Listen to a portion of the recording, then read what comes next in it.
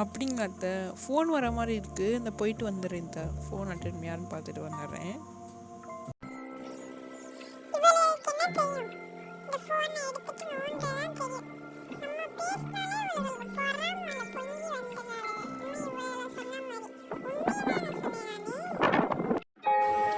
என்ன இந்த பக்கம் வந்திருக்க புதுசா?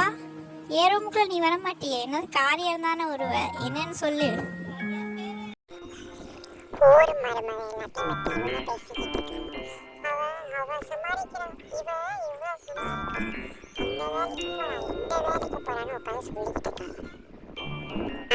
நீ வந்து ஊர்ல இருக்க எல்லா மாமியாரை பத்தி நீ சொல்லு. சும்மா நீயும் நக்கல் பண்ணாத எப்ப பார்த்தாலும்.